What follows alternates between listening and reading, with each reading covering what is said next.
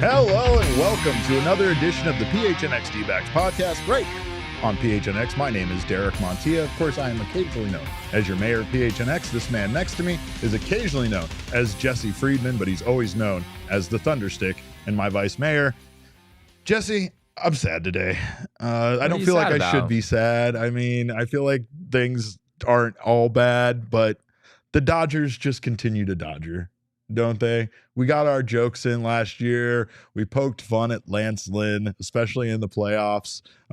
We poked fun at a lot of the ways that they, basically put together their roster last year, relying heavily on David Peralta and his pre-choreographed celebrations and such. But that doesn't look to be the case next year. The Dodgers are definitely rearming themselves, and I'm not happy about it. But of course, ski to you, Nicholas, ski to you all, ski Connor. So glad to see you guys. I wish I could have a more emphatic ski, but it's just sad, Jesse. It's just sad. And one day after we had to deal with all of the Shohei Ohtani stuff being official now, they are reportedly in talks with the Rays involving Tyler Glasnow.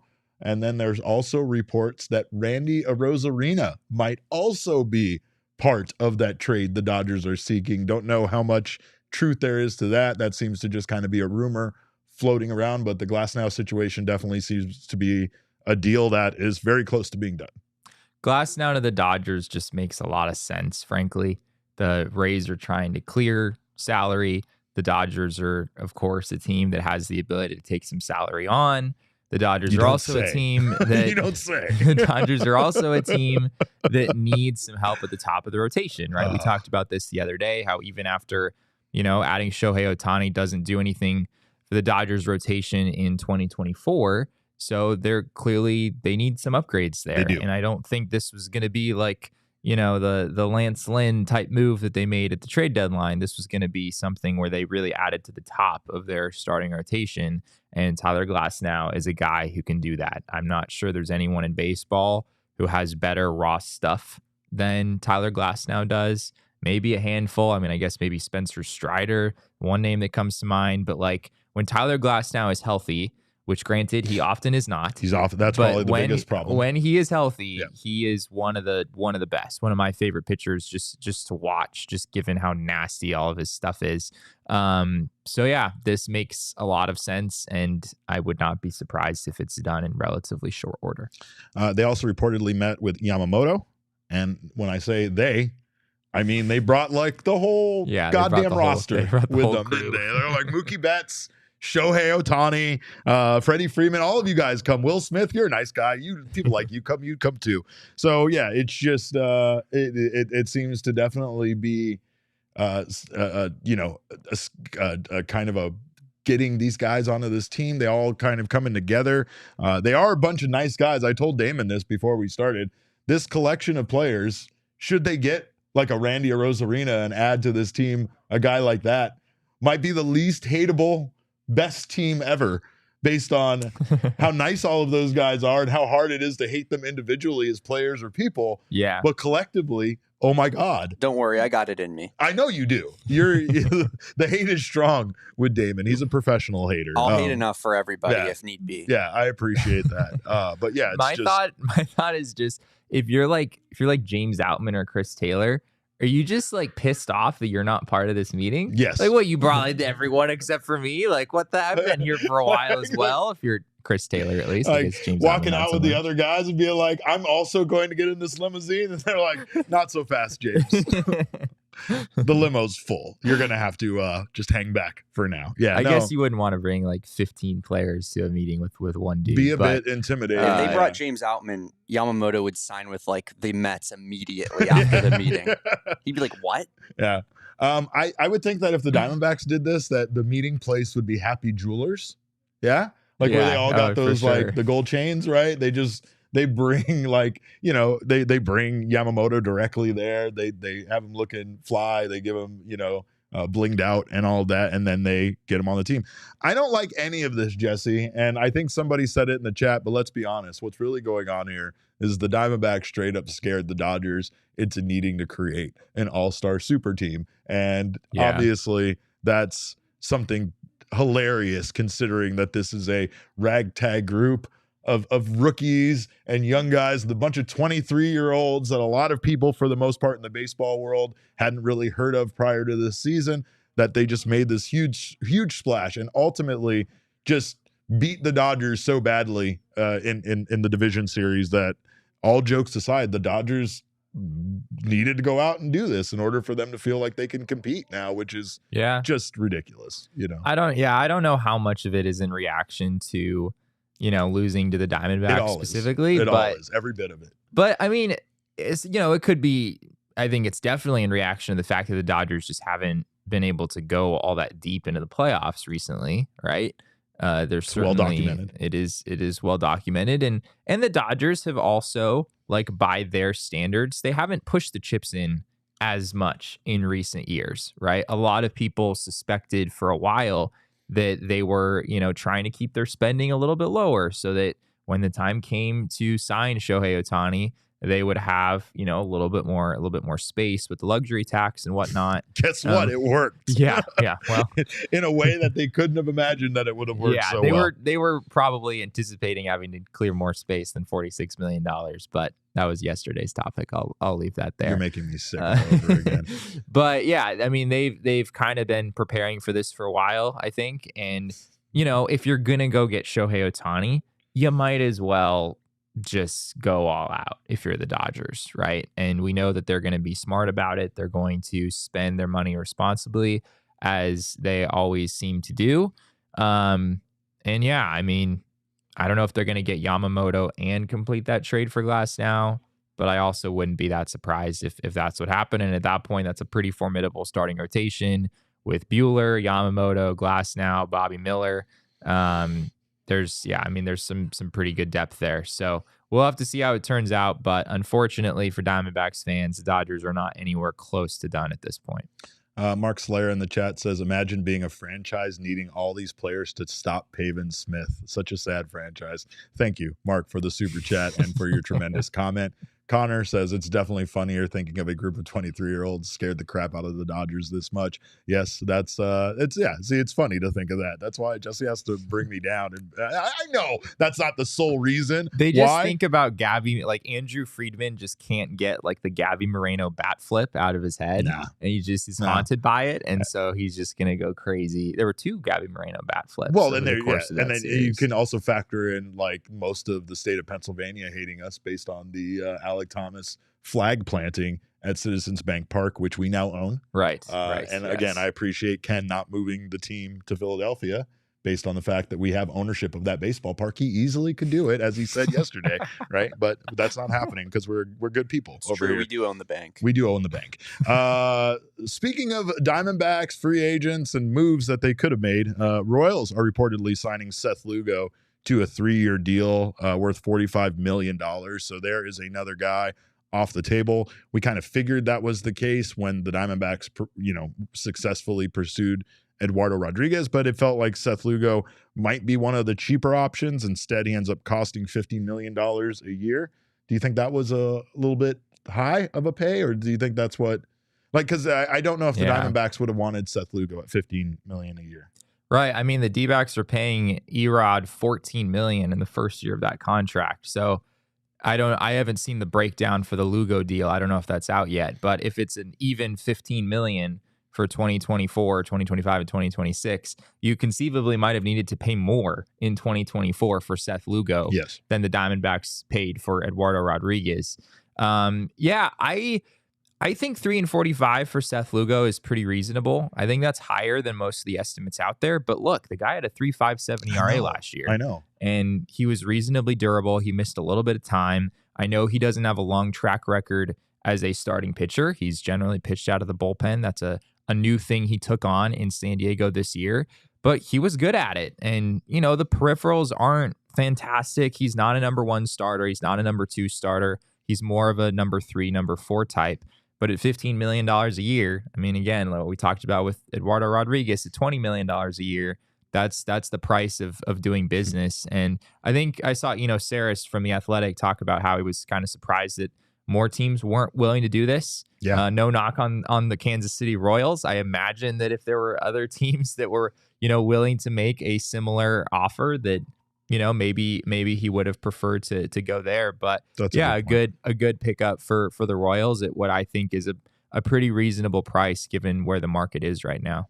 They also signed relief pitcher Chris Stratton, so the Royals are trying to put something together there. I don't know what exactly, and again, sometimes you at least got to try to make your team better, right? They also signed Will Smith, a reliever who wins the World Series every year. That's right. This is true. So what are the Royals cooking? What are the Royals cooking over there? We don't know what the Royals are cooking, but they have to win the World Series in 2024. That's true. That's the only way that this makes sense. What's definitely going to happen is he's going to get traded to like the number 1 team in a different division, and then he'll win the World Series going to a contender. That is the correct interpretation. The Kansas City Royals at the trade deadline in 2024 will have the authority to decide who wins the World Series. Yeah. It's just a matter of where they trade Will Smith to. Yeah. So if you want to win the World Series, you better come in with a high offer because the Royals hold all the cards here. Casey Markham in the chat said, "Can you guys speak more on what Kendrick said about the Dodgers only saving $4 million? Would love to know a little bit more about how that's all broken down." Did you catch all of that? Yeah. So that's basically, he was talking about how, it's a $46 million hit toward the luxury tax instead of $70 million for Shohei Ohtani, as we broke down in detail. And what that allows the Dodgers to do is it allows them to pay more before hitting that luxury tax threshold, which this year, the lowest level is $237 million. Mm-hmm. So once you hit $237 million, I believe you're paying 20% above that. And so, that's if you for that first tier, right? Yeah, for that first tier. So if you do the math on $24 million, you could make a case. All right, so now that $24 million is not being taxed at that 20%. Whereas if Ohtani hadn't done this for the Dodgers, then they would be taxed on that $24 million. $4 million, which works out to about $4.8 million that the Dodgers are saving in that process. Right. So which is it's a decent amount of savings, fair, but for the Dodgers, it's not a tremendous amount of money. But what he's also failing to bring up is like how that a big part of that is how it allows them to still also pursue other free agents before they would hit that tax threshold anyway. And again, another really interesting thing that I found out when he was talking about that, Jesse and I were discussing this, is just the Dodgers the need to have to put the money that they're going to pay Ohtani into an account that they can't touch based on the Players Association, the collective bargaining agreement, the way that like these deferred deals work out. However, that also allows the Dodgers to make interest on that money, to receive interest back depending on what account they put it in and what the yield is, what percentage yield that they get for that account. And so the again, Jesse talking about it only being a $46 million hit. He also talked about the AAV of it, essentially because of the deferments, essentially being much less than what Ohtani should have gotten, right? But you also have the fact that the Dodgers get to make interest money on top of it, off of that, which again, it might not be a lot, but when you're talking about, $70 million or $68 million you have to put into that account every year, or however that works as far as the full total amount, that could be a lot, even if it's a small percentage yield. But that's a whole other thing. Yeah. The Giants, meanwhile, they continued. They did it, Derek. They continue to swing and miss on their big free agents, and they finally got their guy, Jesse. They got someone. Yeah. Jung-Hoo Lee is interesting. He is not. In my mind, it's a little hard to consider him a $113 million player, which is what he got, 6 years, $113 million from the Giants, including the posting fee. Their investment here is closer to $135 million. He's a center fielder, so that's where a good amount of his value is going to come from. Certainly makes sense that the Giants would be interested there. But an interesting player. He only hit 6 home runs in Korea in 2023. Granted, he missed some time. He only played 86 games. He did hit 318, and he struck out 23 times in 387 plate appearances. God. So his contact ability That's ridiculous. is very impressive. Yeah, and that's what you're kind of banking on here, is that, you know, he can really hit. You know, he's not necessarily going to be a lot of power, but a guy who can really hit. If he hits, you know, 310, 320 or whatever, you can put up with a lack of power and the fact that he might not be fantastic in center field. If he hits more like 260, 270, it's a little bit harder to figure out how this would make sense for the Giants, because at that point you're paying, you know, nearly $20 million a year for a player that, you know, sort of an Andrew Benintendi type, where there's some defensive value, there's a little bit of offensive value, but there's not a whole lot on either side. So it's a bit of a risky move, but frankly, the Giants just can't afford to swing and miss on another one. And you know, I don't know if he's like a face of the franchise, but he's a marketable player. He's young. He's only 25 years old. So you can understand why the Giants felt the need to do this. This is almost like a renaissance in Major League Baseball right now for Japanese and Korean players. I don't want to act like this is the first time. You know, there's been players that crossed over with that success. I don't want to act like it's the first time that MLB has pursued players from overseas like this.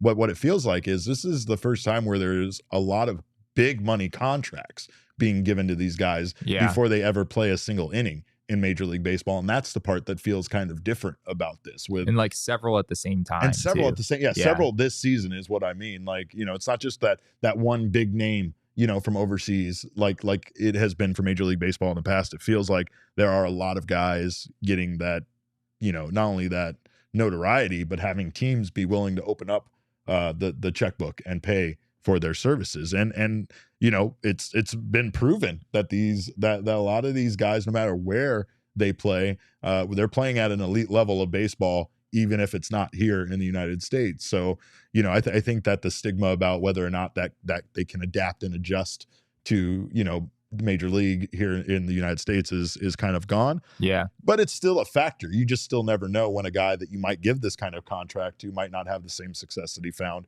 wherever he was playing. And that's the reason why this is kind of surprising, but cool. You know, it's cool. But like you said, the Giants, that could be a face of the franchise. Yeah, I think, you know, Ha-Sung Kim being so good, like turning into such a good player for the Padres, and Kodai Senga being so good, you know, last year, they're just, you know, in some of these foreign leagues, there's just been guys who have come over recently and really, really outperformed expectations. And you have to believe, as you're saying, that had an impact on the market. Imagine the fact that Scott Boras is Jung Hoo Lee's agent certainly didn't hurt.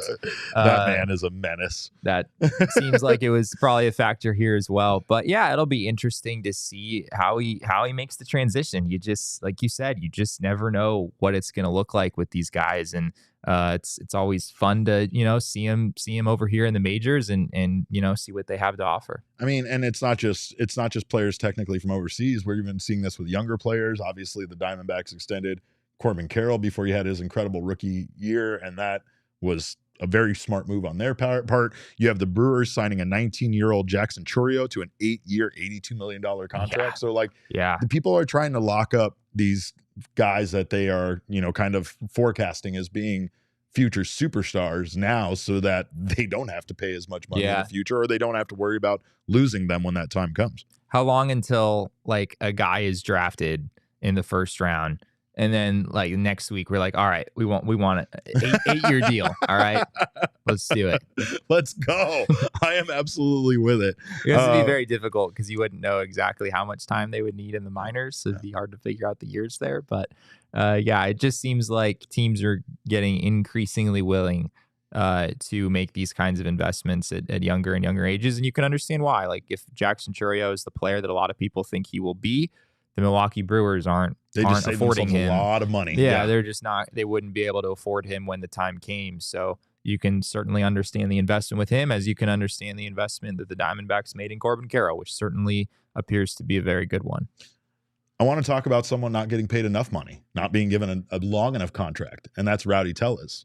The Pirates signed Rowdy Tellez to a 1-year, $3 million deal. That is not enough for my big man. That is not enough. But I do appreciate that the Pirates love big, meaty men maybe more than any other franchise. Can there be maybe a time? Could there be a time and place where Daniel Vogelbach, Rowdy Tellez, and G-Man Choi are all on the same team at the same time?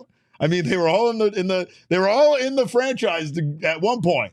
Can we get them all back on the Pirates all at the same time? Because that would be the greatest collection of 1,000 pounds I've ever seen in my life. Oh my gosh.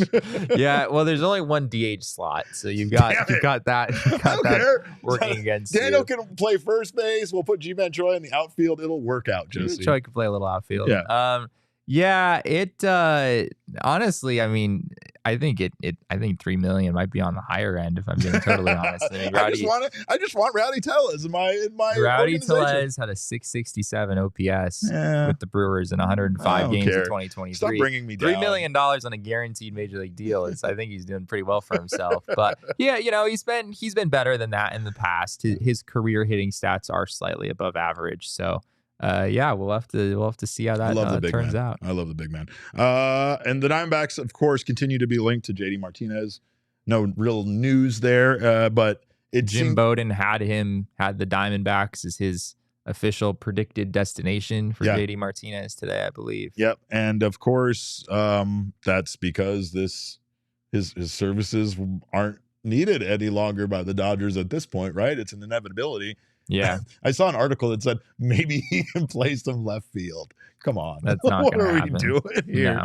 That's not happening. He wasn't a great outfielder when he was with the D-backs 6 years ago. Correct. So I don't know if you still want JD Martinez rummaging around out there. But yeah, it continues to make sense, Derek. It continues to make sense for the Diamondbacks to bring back JD Martinez. As we talked about, whether it's 1 year or 2 years, I imagine is a big factor here, whether the Diamondbacks are willing to make a 2-year investment in a guy who's 36 years old, I believe. So yeah, I mean, someone's probably going to give it to him, you imagine, based on the season that he had with the Dodgers in 2023. I guess the one question I have is, what's even the point anymore? What's the point? The Dodgers are just going to get everybody. They're just going to run us all over. What are we even doing anymore? Should we even pick up any more free agents? I'm sad. I'm broken. Especially if they get Randy Rosarina. Don't even get me started on that. But I have my doubts there. I do too. I don't think that's going to happen. God, apparently, I mean, we do know what the reported return for the Rays was going to be in that Glasnow deal, which also involved Manuel Margot going to the Dodgers. Ryan Pepiot, of course, apparently being the centerpiece going back to Tampa Bay in that deal. He has star written all over him as a Ray. Yeah. Oh, he yeah. Really does. Ryan Pepiot is going to way outperform Tyler Glasnow. Well, Glasnow will be good, but he'll only throw like 86 innings with the Dodgers. Correct. And then Ryan Pepiot will go out in Tampa and, throw 140, Top 150. 5 Cy Young. Get some Cy Young votes. I thought Ryan Pepiot, there was one game. It was toward the end of the season. I think it was in August, I want to say. This was in a very demoralizing 3-game series that the Diamondbacks played against the Dodgers toward the end of the year, where they had their 3 best starters. People might remember this the big series in LA where the D-backs had Zach Gallen, Merrill Kelly, and Brandon Pfaadt going, and they just went in there and got absolutely pummeled. And Ryan Pepiot was a big part of that. Ryan Pepiot, in typical Dodgers fashion, I don't think the leash was especially long, but he looked really good in that game against the D-backs, and it clearly has taken some steps forward. If I was a Rays fan, I would be pretty excited about that return if that is indeed what happens. It begs the question, though, what the hell were the Dodgers thinking when they pitched Lance Lynn in the playoffs over Ryan Pepiot? Yeah. Lance Lynn is just, has postseason experience, has a lot of experience in general. Ryan Pepiot was really good down the stretch of the season. Well, and maybe that's the problem for a team that has those kind of stars, right? Because the Dodgers really do have a great farm system, and then they also have the ability to go out and get whoever they want financially. And that's the part that makes it seem unfair, but it's also a problem for them because baseball is a game where we just kind of move on fast. Sometimes a guy that was just a great player 2 seasons ago is not even league average any longer. There's sometimes no explanation for it, and it's probably more apparent in this league, in this sport, than other sports where a player's skills can just kind of taper off. They can diminish, and then they're just not, the player that they once were. I mean, I was just realizing that looking at some of these numbers for some of the free agents and some of the names that are kind of more on the bottom of the list, but are bigger names that we once kind of thought of as being great players. And it's incredible how we can consider a guy a great player for a very short amount of time. But going back to my point about the Dodgers, they're always going to have that, where there's always going to be a bigger name that's going to be maybe a better fit than going with one of their younger guys. And I think that's what the Diamondbacks don't have to deal with. The Diamondbacks last year literally just put in whoever was performing the best and didn't care about contracts, didn't care about, a lot of things. Sometimes not having choices is that's just part easier, of it too. right? Yeah. But I mean, it's not just not having choices. It's going at times with the guys that were good. The Diamondbacks had a choice to leave Madison Bumgarner in their starting rotation last year. They didn't. Did they? Yeah, I guess we'll just leave it at that. But I'm just saying, ultimately, sometimes when you have those big contracts, you have those big name players, even if those guys aren't playing well, you still feel obligated to playing them over younger guys that could be performing, could be the ones that lead you to victory, right? So yeah, I mean, Ryan Pepiot was he had a 2.14 ERA in the regular season. It was only 42 innings, kind of a mixed starting and relief pitching role. This is pretty crazy. He had 5 walks with the Dodgers in those 42 innings in 2023. He had 27 walks in 36 1/3 the year prior. So he just completely stopped walking guys last year, at least during that brief stint in the majors. And it is a credit to the Dodgers. If they do this thing with Tyler Glasnow, they're not doing it because, it's partially because of the money that they have to spend. Glasnow is not going to be cheap, but it's also because the Dodgers drafted Ryan Pepiot in the 3rd round in 2019, and he's turned into a pretty desirable pitcher. And that's something the Dodgers just do that. They do that. They're just really good at drafting and developing in pretty much all facets, and that's been a big part of their success as well. Well, we thank you guys for being here on the PHNX Sports YouTube channel right now. Of course, if you haven't subscribed to the channel yet, make sure to do so. Sign up for notifications. That way you don't miss when any of our wonderful shows go live. Don't miss Petey. He's sitting over here in the corner, and you just can't miss anytime Petey's just on camera. But also, if you're listening to the audio podcasting side, make sure to leave us a review over there. We always appreciate those 5-star reviews. Make sure you're subscribed.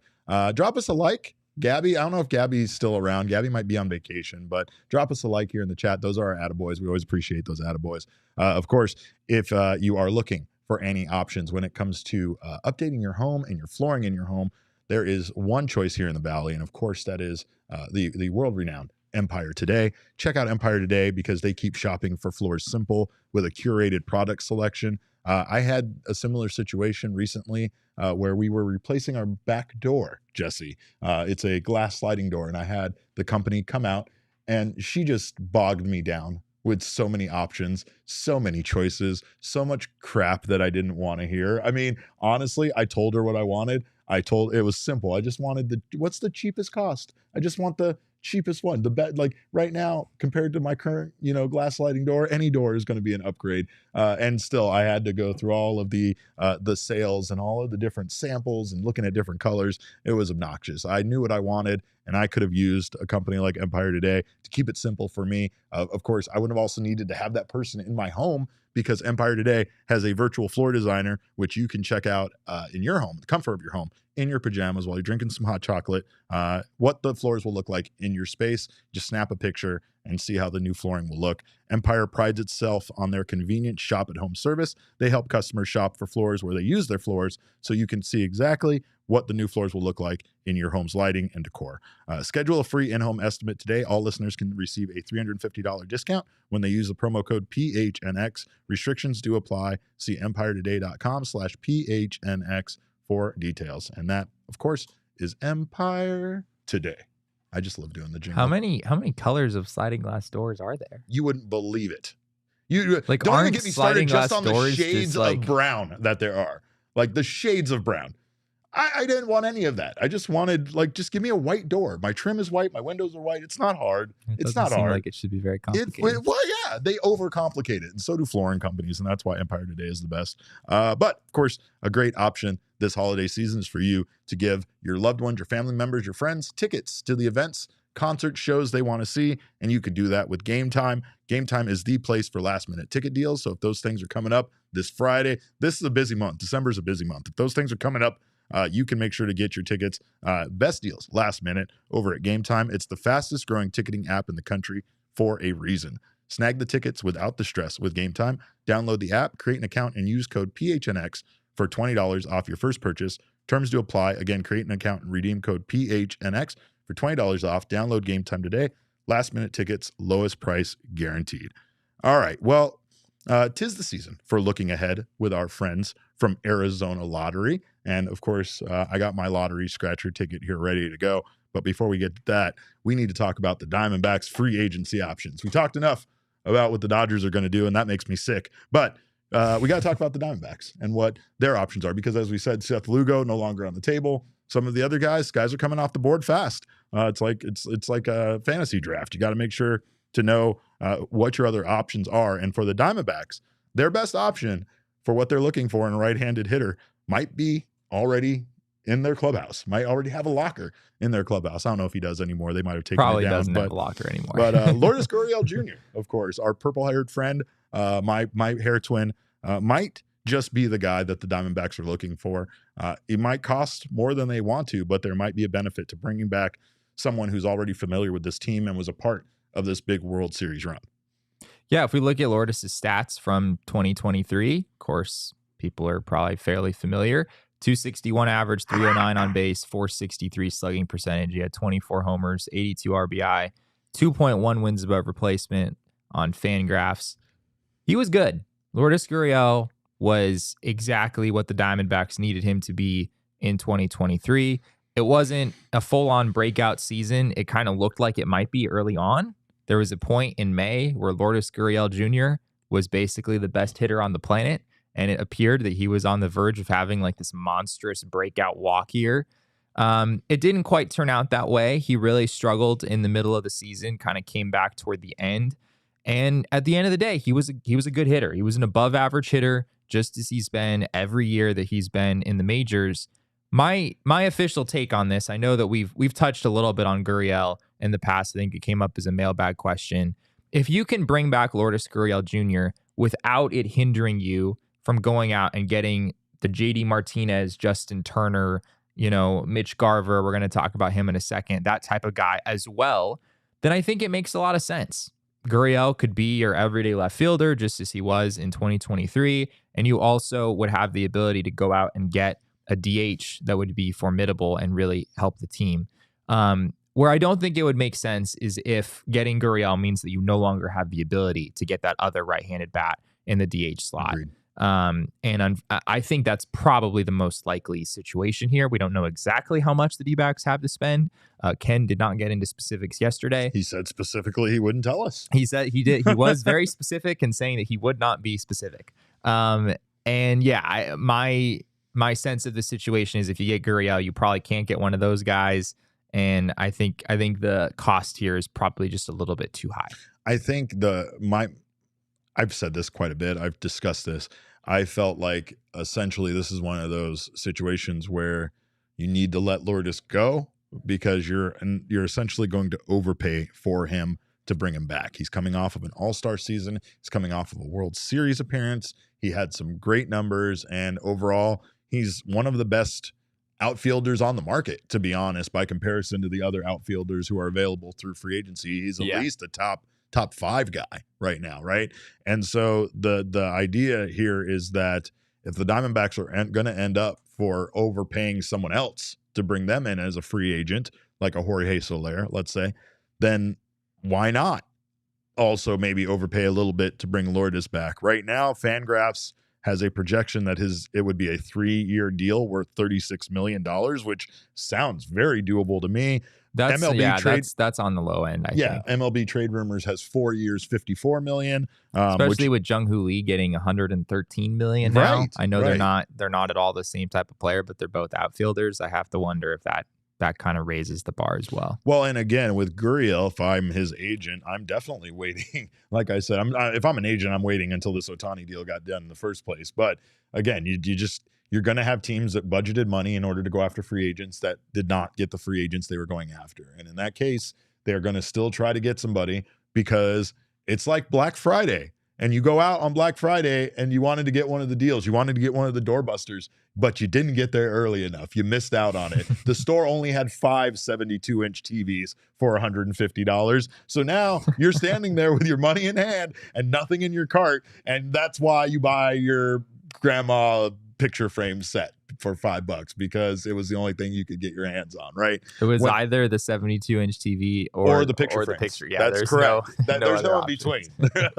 I mean, you speak like a man that's never been out Black Friday shopping before. Hardly. Oh yeah, Hardly. It's a war out there when you go Black Friday shopping. But there's just a weird sense that builds in you. And I'm just saying that from a franchise standpoint, it's got to be a similar feeling when you were trying to go out on a year like the Giants were and spend, and you don't get your guy, and you don't, and then you fail. And now next year you're like, all right, well, we have all that money from last year that we had budgeted. Maybe we'll go get Ohtani this year, and then you don't get Ohtani. And now you know what I mean. Like so, there are going to be contracts given out that are going to be higher because of the fact that agents could get teams to pay more for it. Essentially, with Gurriel, I think that's the case, and I think the Diamondbacks know his worth and how much they're willing to pay. Another team is probably going to pay him much more than what the Diamondbacks are willing to pay.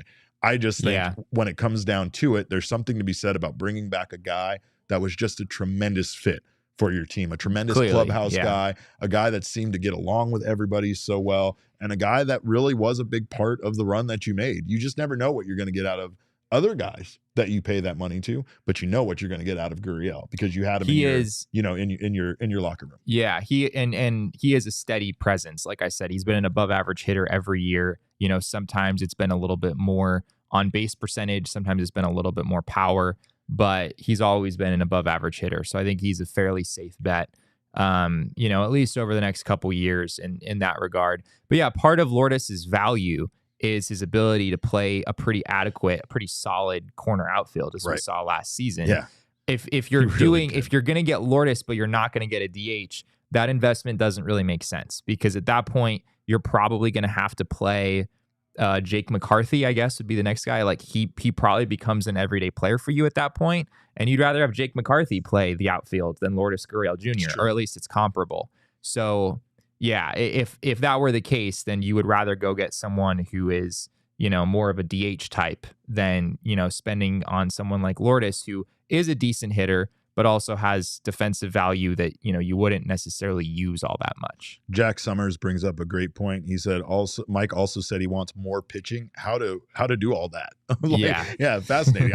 I don't know. Are the D-backs going to spend $200 million? Is that where this is all headed? I don't think so.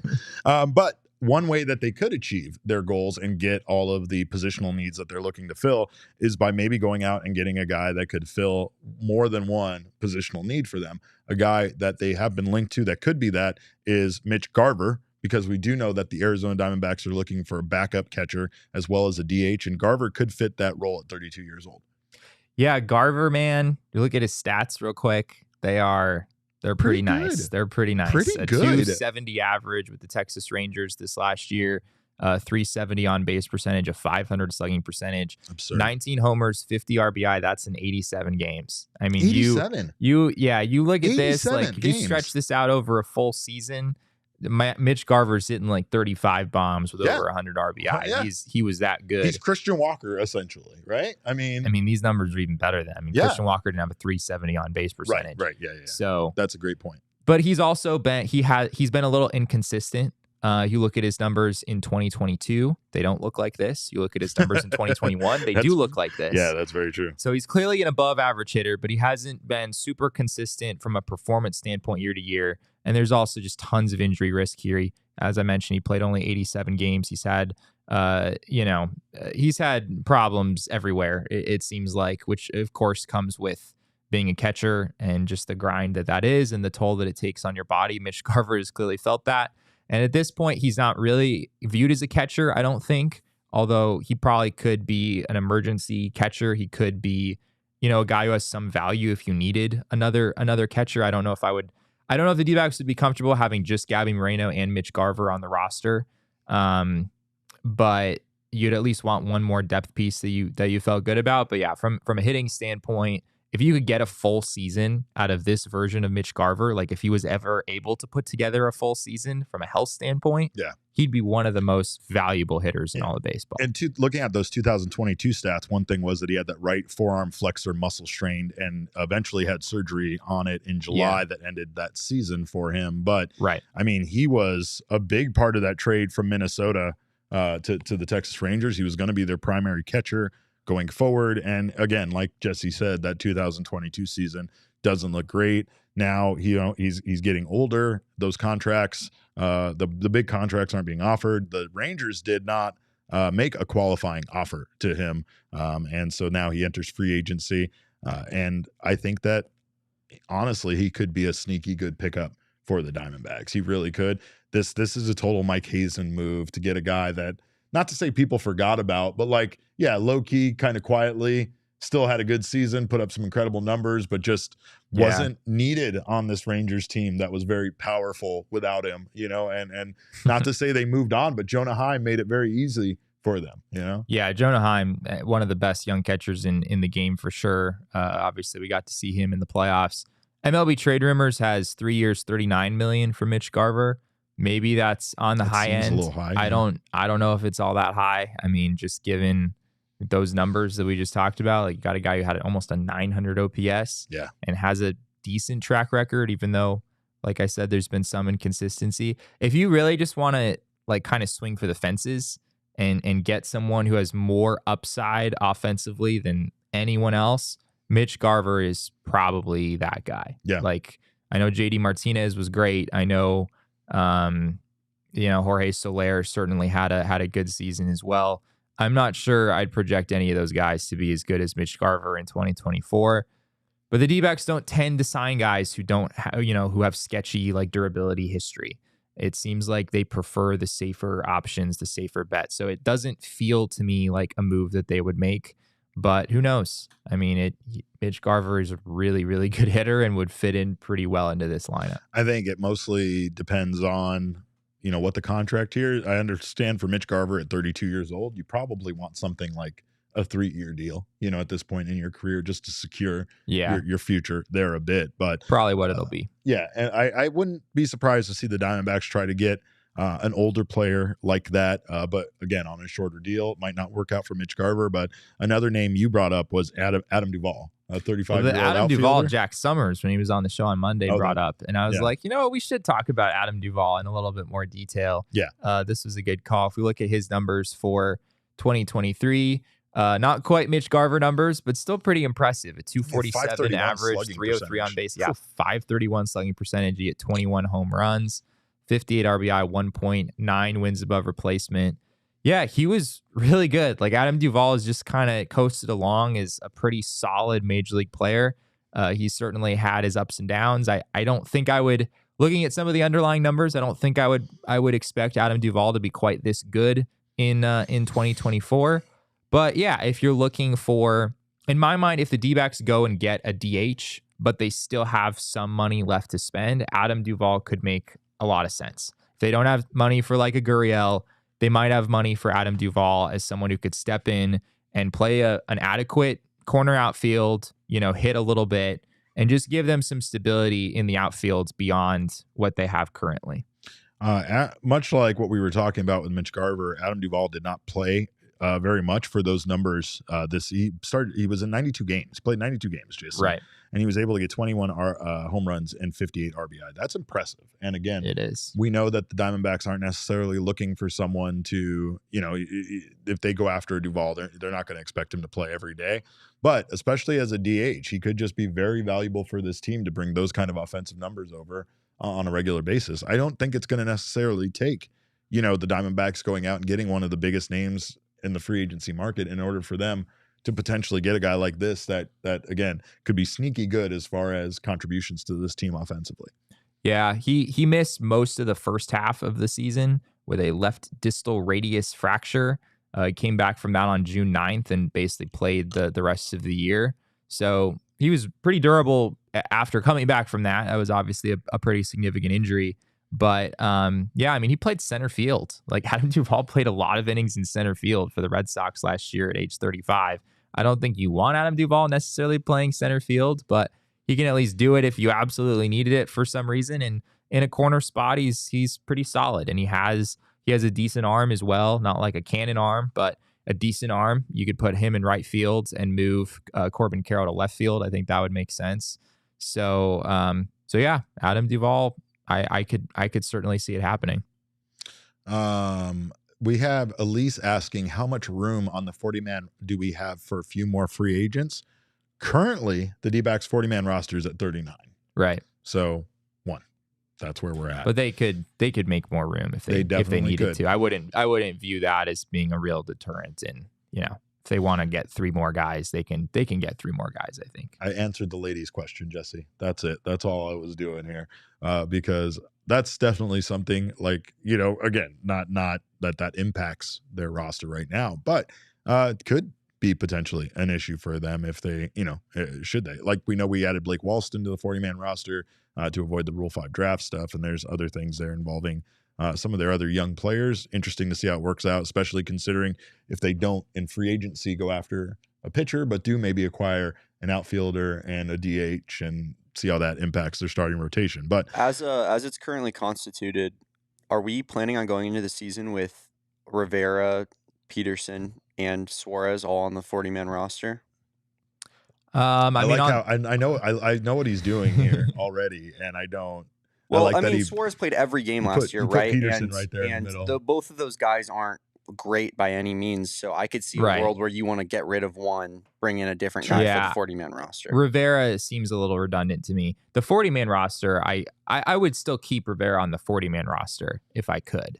I don't know if he would make the opening day roster necessarily, but I think there are still other guys on the roster. Like, if the D-backs need to create a couple 40-man spots, I think they probably could. Also, yes, Jack just put this in the chat, and it is on Twitter right now. Ken Rosenthal just put out a very mysterious tweet about how if there is a specific change in Dodger personnel during Shohei Ohtani's contract, Ohtani may opt out of the contract at the end of that season where the change occurs. We don't know who this person is yet. So there's someone within the Dodgers organization where if he leaves, it gives Ohtani the ability to opt out. I believe I have a new task at hand. Yeah. I need to find out who this guy is and get him to leave. It's 100% got to be Mookie Betts, right? It's 100% got to be Mookie Betts. Yeah, if Mookie Betts leaves, I'm out because that's my dog. I mean, Dodger personnel, I imagine that's a staff member, a coach, right? Yeah, not like one of his teammates. And it'd be really weird to tie it to one of his teammates. And if this player leaves, I'm out. It's something, but it could be couldn't that be potentially a translator or somebody that's personal to him that then has to be part of the Dodgers personnel, and that could not even bringing just bringing the S up seems like a cause for alarm, but it's just a standard thing where it's my personal assistant or interpreter or whatever, and that person's gonna get paid, whoever they are. God, yes. The Dodgers cannot afford for whoever that is to leave the organization. That's my end goal with my entire life, Jesse. I've been riding on Mega Ran's coattails until the day that I could be just as some sort of position that I get paid lots of money to just still be his friend. That's why I do this. That and to be the godfather to his adopted son. But gotta do things for yourself. Gotta be a little selfish sometimes. But speaking of selfishness, I'm going to continue to scratch. Damon, do you have a coin for me here, perchance? I need a coin to get down on this because, of course, I'm not doing it with my fingernail. I'm doing this classy. I'm a man of honor and good taste. But if you are, you should get yourself some of these amazing holiday scratchers from Arizona Lottery. They make last-minute shopping easy. They make great gifts for other people if you want to say that kind of thing. Talking about being selfish just a few moments ago. I'm selfish, and I can't believe I caught that because I didn't even see it.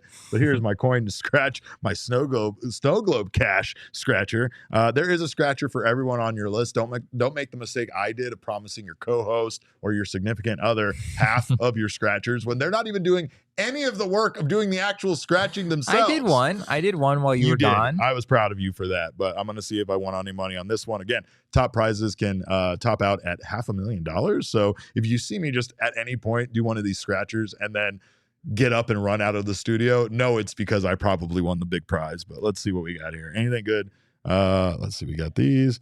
These scratchers are great. I'm telling you, they make the perfect stocking stuffer. And again, you can get them for your family members when they come over to your house, and they'll give you guys something to do. So go out and buy your holiday scratchers today. Find a retailer like our friends at Circle K near you at ArizonaLottery.com. Must be 21 or over or older to play. Elise says, LOL, I know that would be the funniest thing ever if it was Dave Roberts.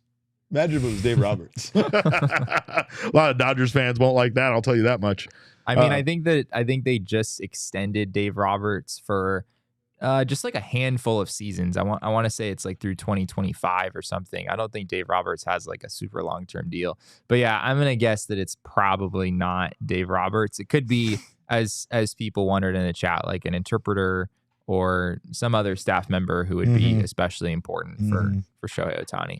Oh man, we were close on the 50,000, Jesse. So close on the 50,000. Like 2 numbers away. Anyway, well, I got another way to make some money because that didn't work out for me today, but I will do so over at BetMGM. I listen to Damon, even though I probably shouldn't sometimes, but he does give some good betting advice every once in a while, and I love getting down on the same game parlays because, of course, you can make yourself some money. And, of course, they call my bets cowardly, but I say they're intelligent and they make money. So you can use the BetMGM Sportsbook app however you wish. Download the app today on iOS or Android, or visit BetMGM.com. If you sign up and deposit at least $10 into your sportsbook account and use our code of PHNX, you will receive up to $1,500 back in bonus bets if your first bet loses. If the bet does lose, your bonus bets will be available once your initial wager is settled. So, of course, make sure to get down on that and make that first bet a big one. Sign up for BetMGM. Use that bonus code of PHNX. Place your first BetMGM Sportsbook wager through the mobile application of at least $10. If that bet loses, your bonus bets will be available once your initial wager is settled. Check out the show notes for full details. And now listen to Shane talk about the disclaimer. Gambling problem? Call 1-800-GAMBLER. Colorado, D.C., Illinois, Indiana, Kansas, Louisiana, Maryland, Mississippi, New Jersey, Nevada, Ohio, Pennsylvania, Tennessee, Virginia, West Virginia, Wyoming. Call 877-8-HOPE-NY or text HOPE-NY 467-369 New York. Call 1-800-327-5050 Massachusetts. 21 plus to wager. Please gamble responsibly. Call 1-800-NEXT-STEP Arizona. 1-800-BETS-OFF Iowa. 1-800-270-7117 for confidential help Michigan. 1-800-981-0023 Puerto Rico in partnership with Kansas Crossing Casino and Hotel. Visit BetMGM.com for terms and conditions. U.S. promotional offers not available in D.C., New York, or Ontario. Ontario. Oh, nailed it. Spring training tickets go on sale, Jesse, on Friday. What? It's pretty wild. The postseason body isn't even cold yet. It's crazy.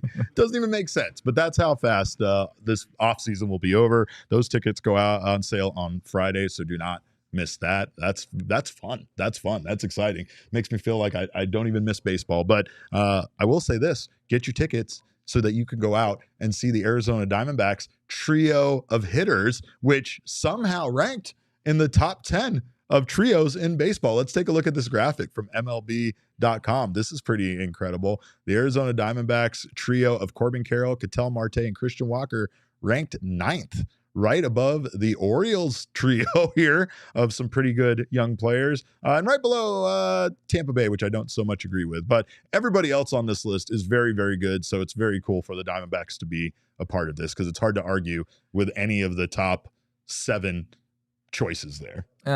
I'd argue with a couple of them. Which one? I'd argue with the Phillies. Oh, Kyle Schwarber was a below replacement level player last year. Really was. I'm That's not sure. point. Which, granted, yes, and didn't I know. They have to give Trey Turner applause for him to get his career turned around? Right, his season exactly. turned around? Like, didn't they have to give him standing ovations? I know that a big reason why Kyle Schwarber was a below replacement level player was that he had to play left field for a while, and that went about as well as you could have expected it to.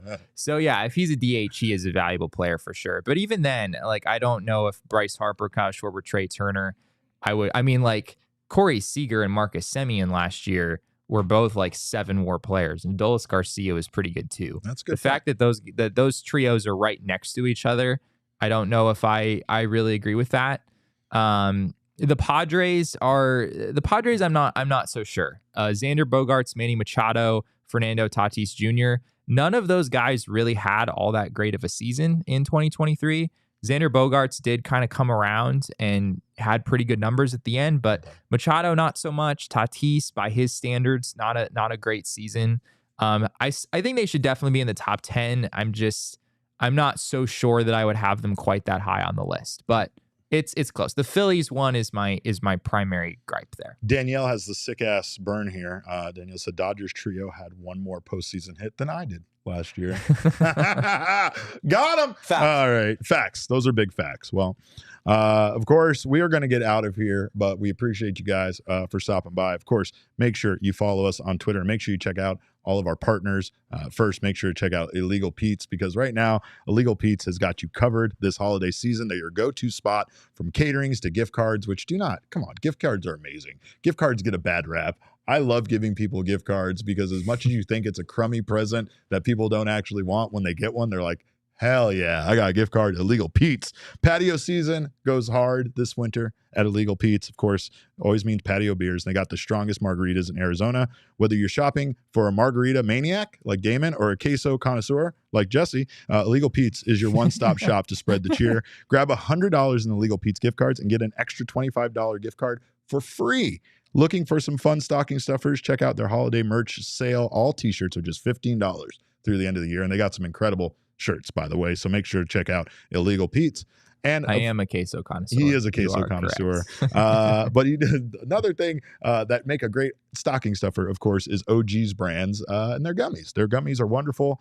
They make a great stocking stuffer for your loved one or for yourself. So make sure to check out OG's brands. They have a variety of bold flavors. Their OG's gummies are a slam dunk for your taste buds. Plus, you can customize your experience based on desired effect and strength. They even have a big OG's coming out that's like 100 milligrams in a single serving. They say you can cut it into pieces and share, but I won't be doing that. So make sure to check out all of their wonderful classics like the fruits and creams, Pegs, raspberry, orange RSO, and more. To learn more about OG's gummies and where you can find them, head on over to ogsbrands.com.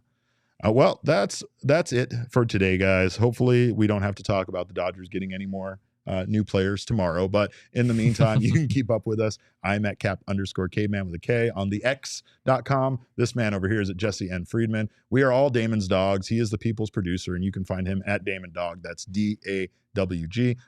And like I said, we're Damon's dogs. Bark, bark. We did it that time. We got it. Look at that synergy. In the meantime, though, you can also follow our account at PHNX_DBacks, but all roads do lead to at PHNX_sports on Twitter, Instagram, and Facebook. We thank you guys so much for stopping by. We appreciate your time. We'll see you tomorrow at 1 p.m. And remember, kids, baseball is fun, but it's so much more fun when you have Dodgers money. We all silly like the mayor.